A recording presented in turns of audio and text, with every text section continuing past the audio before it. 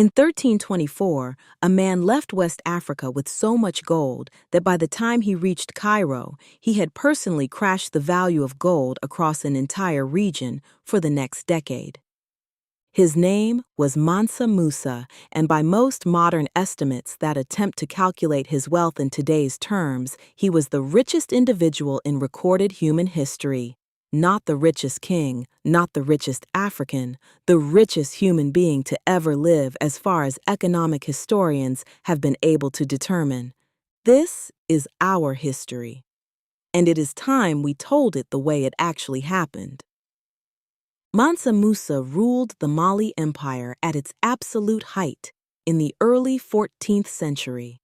Mali controlled the gold-producing regions of West Africa at a moment when West African gold made up a massive share of the gold circulating throughout the entire medieval world. Whoever controlled that gold controlled enormous influence over economies stretching from North Africa to Europe to the Middle East. We controlled it. In 1324, Mansa Musa set out on the Hajj, the pilgrimage to Mecca required of devout Muslims. What he brought with him on that journey became one of the most documented displays of wealth in medieval history. Historical accounts describe his traveling caravan as including somewhere between 60,000 and 100,000 people. Soldiers, servants, officials, griots, camels carrying gold, with some accounts describing hundreds of camels, each loaded with gold dust and gold bars. Some accounts describe him traveling with 500 enslaved servants, each one carrying a solid gold staff, walking ahead of him as he moved through cities along the route. When the caravan reached Cairo, Mansa Musa began giving away gold, not trading it, not investing it, giving it away generously to scholars, to the poor, to anyone he encountered along his journey through the city. He gave so much gold to so many people in such a short period of time that the local market simply could not absorb it. The value of gold in Cairo collapsed. Egyptian chroniclers writing at the time documented the economic disruption directly. Some modern economic historians estimate that it took the Cairo gold market more than a decade to fully recover from the amount of gold Mansa Musa introduced into circulation during a matter of weeks. Let that settle for a moment. A West African ruler walked through one of the largest cities in the medieval world and gave away enough gold to crash an international market for 10 years. This is not legend. This is documented economic history recorded by contemporary chroniclers and confirmed by modern economic analysis of the period. Our wealth was real. Our influence on the medieval global economy was real. And it was significant enough that it could not be ignored, minimized, or written out of the historical record entirely, no matter how thoroughly later histories tried to push it to the margins. The reputation Mansa Musa built during that single pilgrimage spread across the medieval world and outlived him by generations. In 1375, more than 40 years after his pilgrimage, European cartographers in Majorca produced the Catalan Atlas, one of the most important maps of the medieval period. On that map, in the region representing West Africa, they drew a figure seated on a golden throne, wearing a crown, holding a golden orb in one hand and a golden scepter in the other. The figure is labeled as the ruler of Mali.